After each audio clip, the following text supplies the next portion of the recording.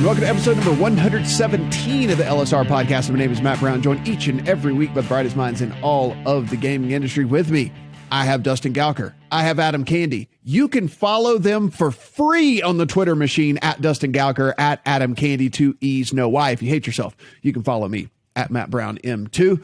Subscribe, rate, and review. We really do appreciate that. Helps us climb those charts. More people can find this thing. Apple, Spotify, Stitcher, and Google. Wherever you listen to your podcast, that would be great. Head on in here. We're going to talk about Arizona. We're going to talk about Wyoming. We're going to see what's going on in California. What is happening to Oregon that will make one of these hosts maybe a little bit happier? But let's go ahead and kick things off here, Adam. Listen, Arizona, it was one of those things where we have been up and down and all around with Arizona. What a roller coaster it's been here for this state over the last couple of months. And where are we sitting right now? Because there was a little bit of disturbing news if you were an Arizona resident looking to try and get in on sports betting. Or if you were a Nevada podcast host hoping to go to Arizona and be able to wager on their sports betting apps. So what we've had happen is that Daily Fantasy Sports has gone live. Sports betting is supposed to launch September 9th. However, what we saw late last week were multiple lawsuits, one more targeted at the Department of Gaming over the state constitution and tribal inclusion concerns that I think has the potential to be the more problematic of the two. This is a lawsuit brought by the Yavapai Prescott tribe. They essentially said that this violates the exclusivity that tribes are supposed to have for gaming in the state, calling it unconstitutional by the state constitution. They're asking for a temporary restraining order / injunction. That hearing is actually coming as we record here this afternoon. So we'll have more information about that at legalsportsreport.com later on this evening. But September 9th is still the intended launch date.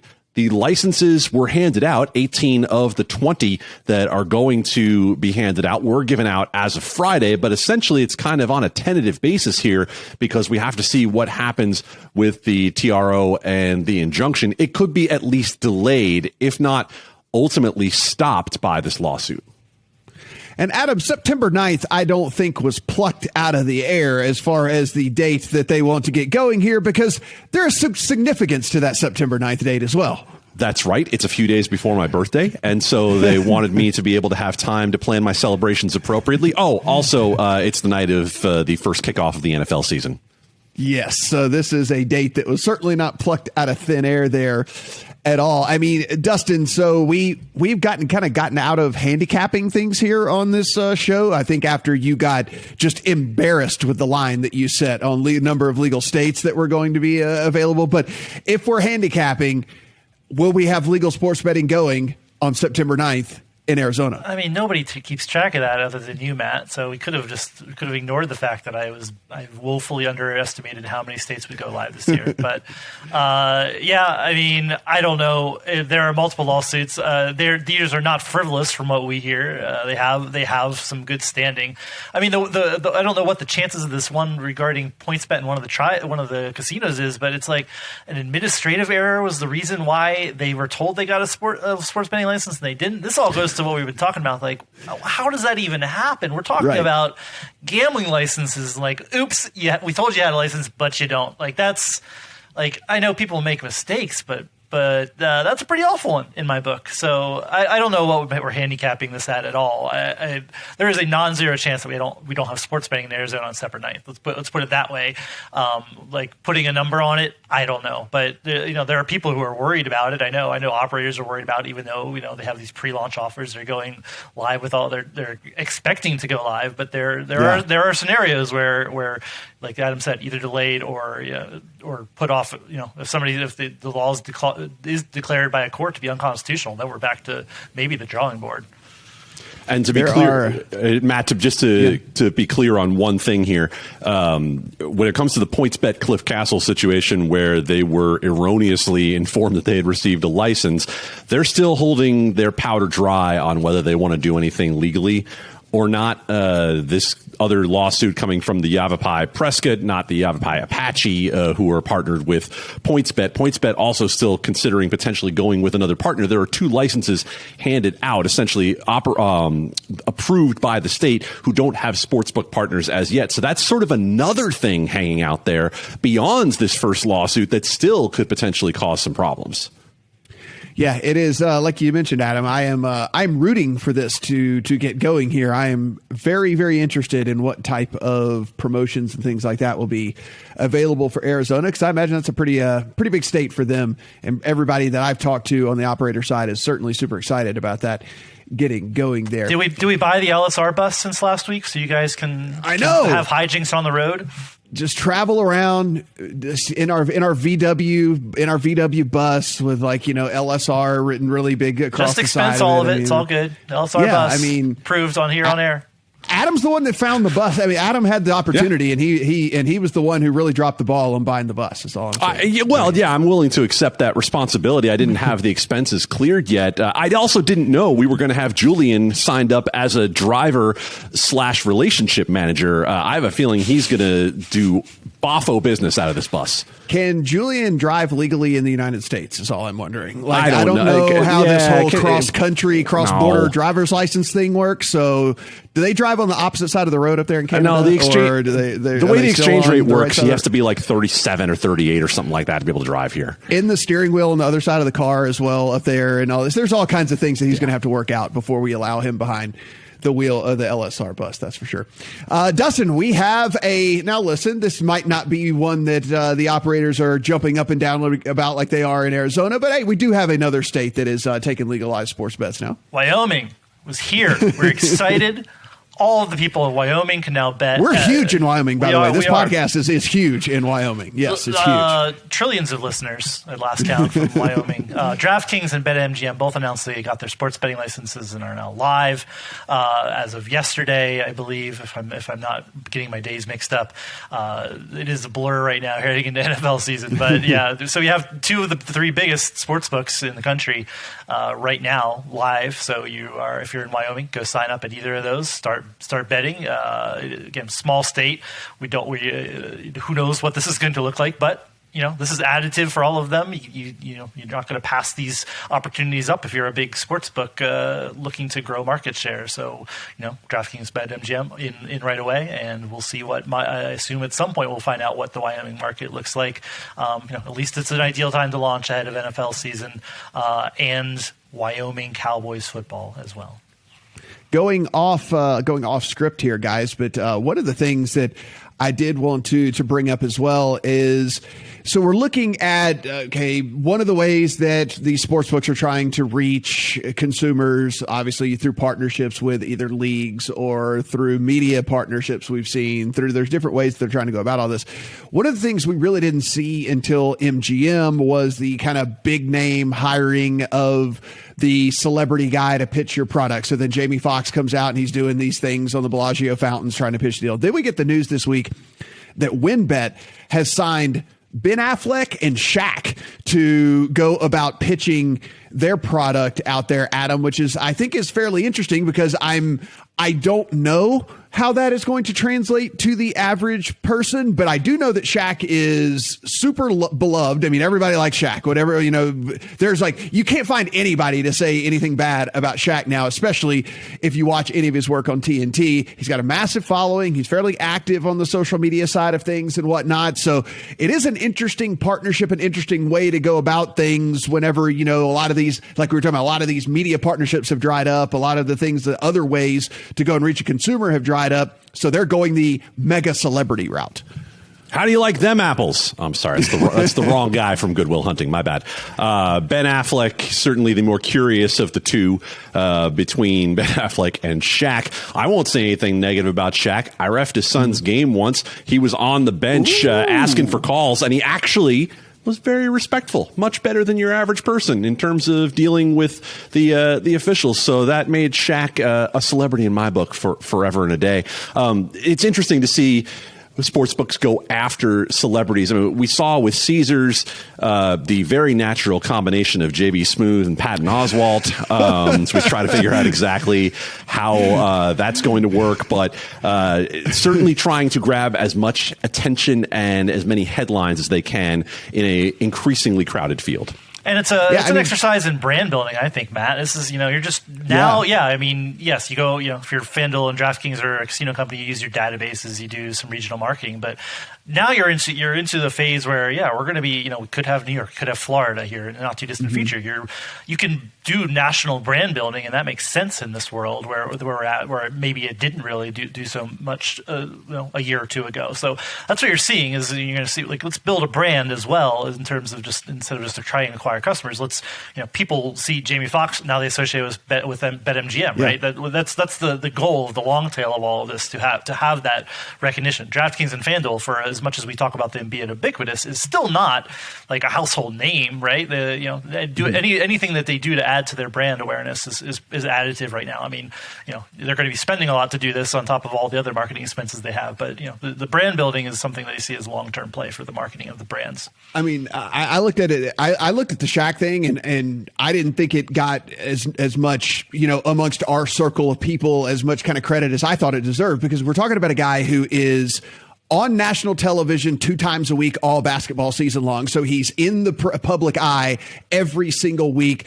2 times a week. He's still associated with sports because he is doing an NBA show. So he's still, and for guys like us, our age guys, he's still a very recent memory of having played and, being the most dominant center there was in the NBA at the time and all that. So I think there's a lot of things he brings to the table here that, again, I don't think it was really talked about all that much, but I do think he brings a lot to the table for that partnership. Well, what's going to be really interesting, Matt, is to see what happens come next basketball season with inside the NBA, because you have Kenny and Charles, who are both paired up with FanDuel, right? And now you have Shaq paired up with Wynn. It's going to be like fighting to see who gets to plug their sportsbook on the show.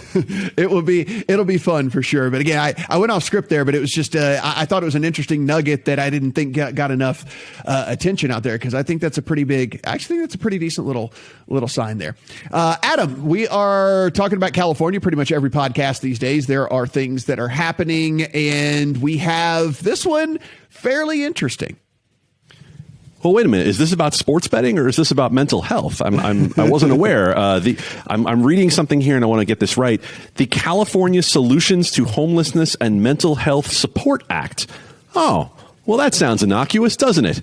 Until you realize that it's about 7 different sports books wanting to place mobile sports betting into California in their own version, making this the 3rd initiative that we've heard of that could be on the 2022 ballot, which will not only give Californians choices, but certainly probably confuse the hell out of them by the time they go to the ballot, and they could potentially have 3 different competing initiatives on the ballot. Bally's, BetMGM, DraftKings, FanDuel, Penn National, which of course is Barstool, Wynn, and the I don't even understand how to talk about this. Fanatics Betting and Gaming. We're not just selling you hats anymore, right? Yes. Like, we're bidding for New York sports betting and trying to get in on California. So, thumbs up Matt King for going over there and getting that started. They just quickly, bought the rights to all the sports trading cards as well, starting in a few years. Like, they're just trying to take over. Yeah, they're trying to do everything. I don't get it. I don't really understand, but you know what? It's a hot industry, and we'll certainly see what they're able to do with it. So, the real issue here is that this initiative would open it up for mobile, whereas the tribal initiative will certainly keep it retail only for the next 10 years or so. Plenty more coming at LegalSportsReport.com as we look through these initiatives and try to break them down individually so people understand exactly what they're looking at with each one. Here's the interesting thing I have out of California is that when this landed, I was kind of like, and again, we talk about this from the lens of poker and online poker. That this, right. It was like grading fingernails across a chalkboard, watching this every year, and the invective that came out of it, and like people not agreeing, and just nothing ever getting done.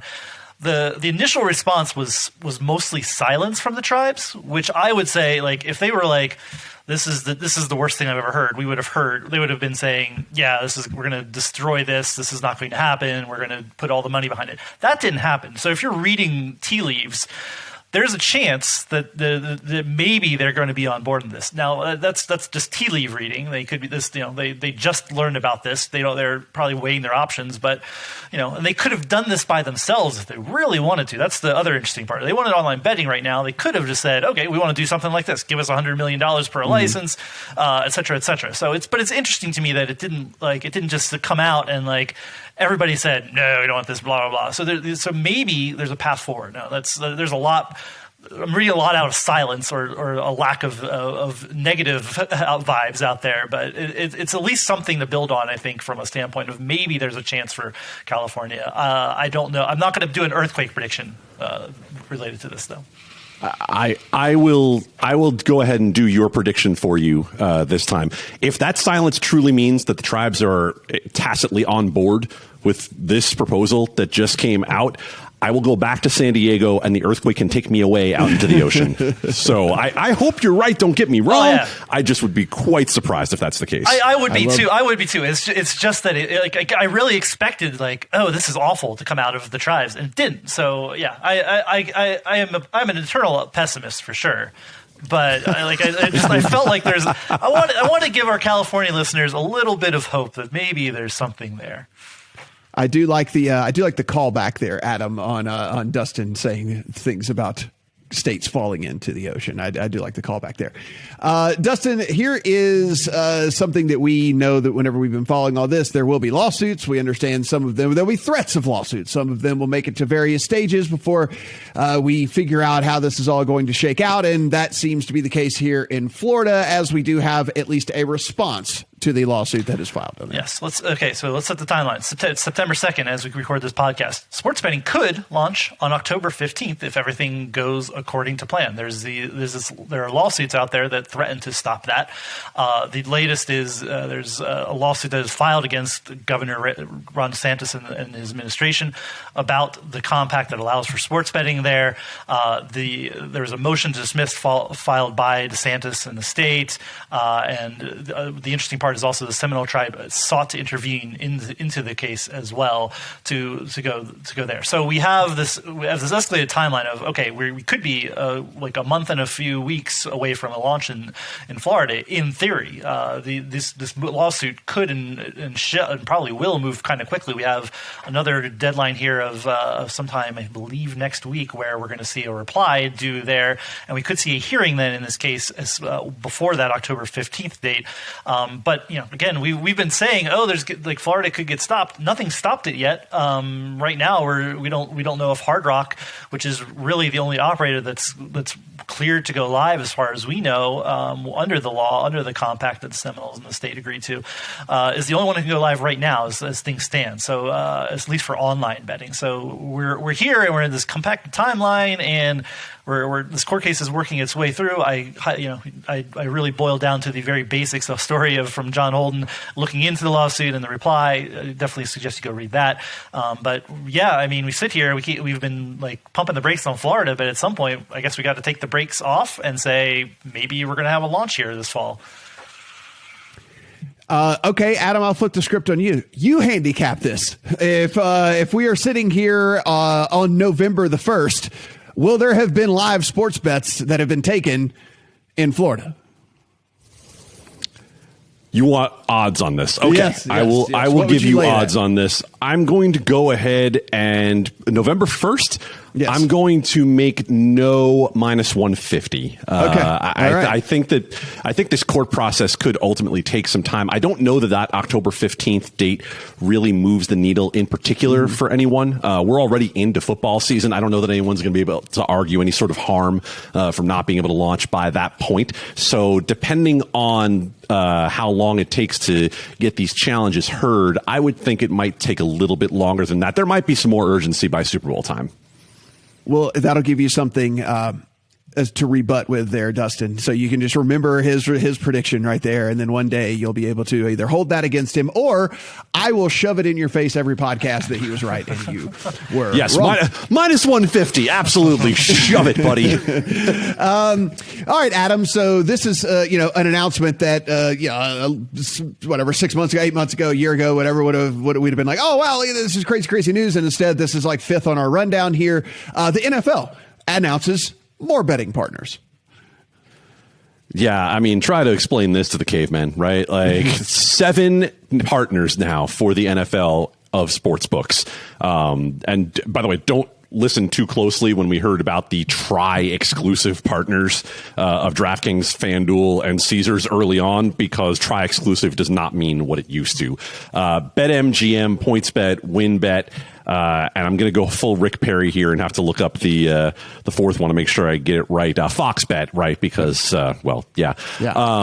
And they are all now partners of the NFL. They have access to the logos. They have access to what is being called premium advertising inventory. Interesting in particular because of Fox's situation there, right? Because Fox being a broadcast partner of the NFL, it was a bit curious when this first happened to see that we had heard in the past that Fox was going to have some sort of sports betting access, but then it wasn't announced when DraftKings and FanDuel and Caesars got their tri-exclusive. And so now Fox gets in. These operators on a different tier than the tri-exclusive partners, so kind of a tier below. But Roger Goodell continuing to just work that irreparable harm for all it's worth. And Dustin, way back when, I had a media credential to attend a little fantasy football conference here in Las Vegas that was going to be hosted by Tony Romo. And they informed me that was actually no longer going to take place because, even fantasy football content, because of that whole darn DFS angle, couldn't be associated with one Tony Romo. But here we are.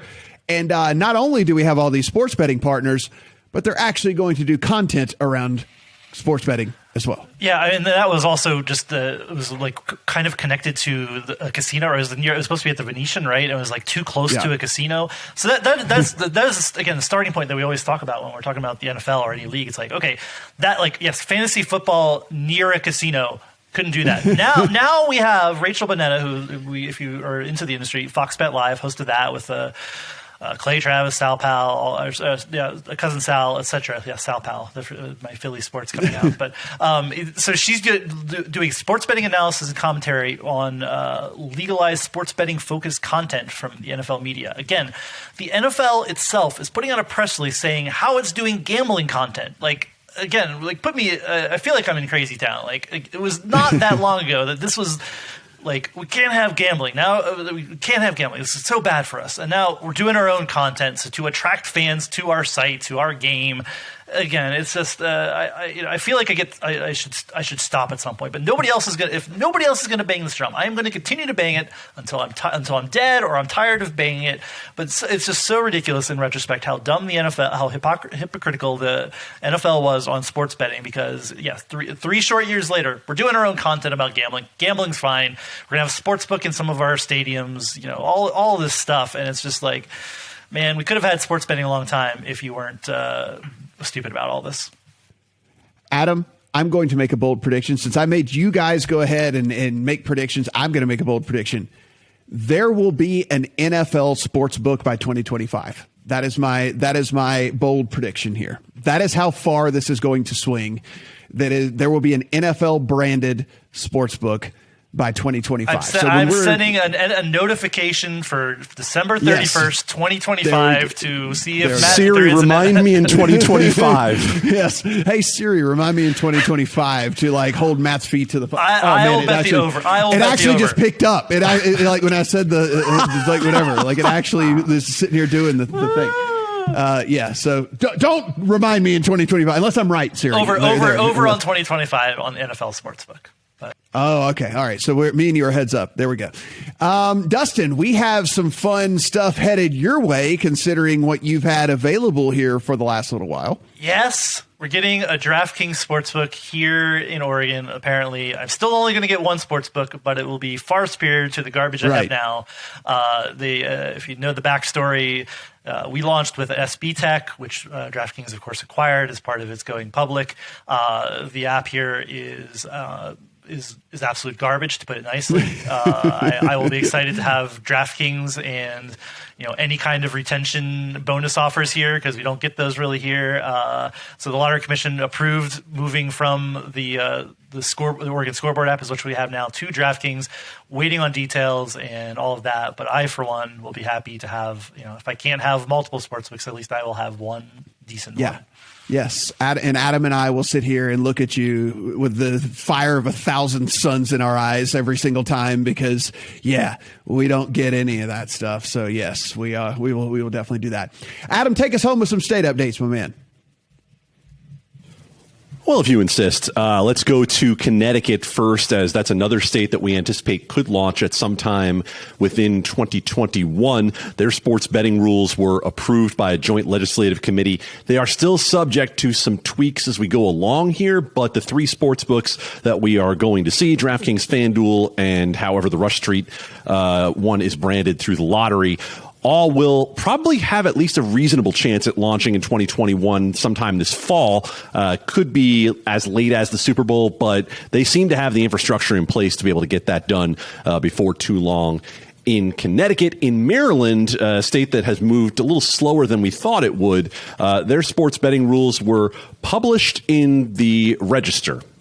I'm leaving that where it is, because we don't deal with the rules being published in the Register very often. But it's a big step, and it's an important step. It still doesn't mean that we're going to have Maryland anytime before probably about the Masters come 2022. So Maryland being the one of the states, along with Louisiana and South Dakota, who approved sports betting at the ballot in 2020. South Dakota, of those three, will be the first to market. Guys, everything that we talk about here on this podcast, you can find over at LegalSportsReport.com. Please go over there and read all of the words being typed up by Adam and crew over there, because it is extensive research, and they listen and read these things so you don't have to. So go over there and get the synopsis over at LegalSportsReport.com. Really do appreciate the support there. And, of course, follow Dustin and Adam on the Twitter machine. It is free at Dustin Gouker, at Adam Candee, 2 E's, no Y. For Dustin, for Adam, I'm Matt. Talk to you guys next week.